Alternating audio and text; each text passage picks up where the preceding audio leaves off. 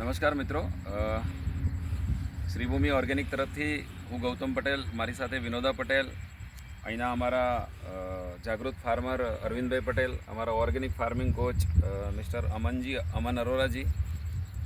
અત્યારે અમે દેલવાડ ગામની અંદર સંપૂર્ણ ઓર્ગેનિક શ્રીભૂમિ ઓર્ગેનિકના ખાતરથી અમે મગફળી કરાવી હતી અને ફાર્મના વિઝિટે આવ્યા છીએ.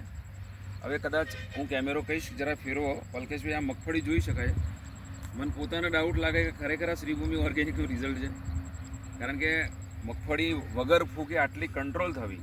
કારણ કે વરસાદ વધારે હમણાં થયો છે, ઘણી બધી મગફળીઓ લોકોને ફૂગ આવી ગઈ છે, પણ એટલી ગ્રીનરી અને એટલી મસ્ત મગફળી છે ભાઈ. હું ખેડૂતના મોઢે જ પૂછીશ કે અરવિંદભાઈ, શ્રીભૂમિ ઓર્ગેનિકનું જે તમે ખાતર વાપર્યું હતું, હાજી બરાબર, પાયાથી જ વાપરવું છે? પાયાથી જ. Very good. અને આ કઈ મગફળી છે આપણી? આ 32 નંબરની મગફળી. સરસ. તમારી દ્રષ્ટિએ આ ખાતર વાપરવાથી મગફળી કેવી લઈ છે? એમ તમને શું ફીલ થઈ રહી? સારું રિઝલ્ટ છે. રિઝલ્ટ સારું છે. Very good. 100% રિઝલ્ટ છે. મિત્રો, અમારા ઓર્ગેનિક ફાર્મિંગ અમનભાઈ પણ અમારી સાથે છે. એમને આ મગફળી પાછળના ખેડૂત પાછળ as a organic farming coach તરીકે ખૂબ સારી મહેનત કરી છે, જેનું પરિણામ આજે આપણી વચ્ચે છે. હું ગુજરાતના તમામ ખેડૂતોને એક રિક્વેસ્ટ કરવા માગું છું કે ભાઈ, આ કેમિકલ ખેતી છોડો અને ઓર્ગેનિક ખેતી કરો, જેથી જમીન, પાણી, પર્યાવરણ, મનુષ્ય અને પશુપાલનને આપણે બચાવી શકીએ. મારી સાથે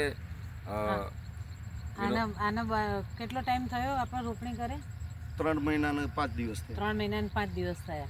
બરાબર. હજી એક વખત આપણે કુબેર આપવાનું, બરાબર, પોટાશ આપવાનું, લિક્વિડનું. હજુ એક વખત નીકળશે ક્યારે? 30 તારીખે. 30 તારીખે નીકળશે. આવતી 30 થી 5 ની વચ્ચે. બરાબર. સરસ.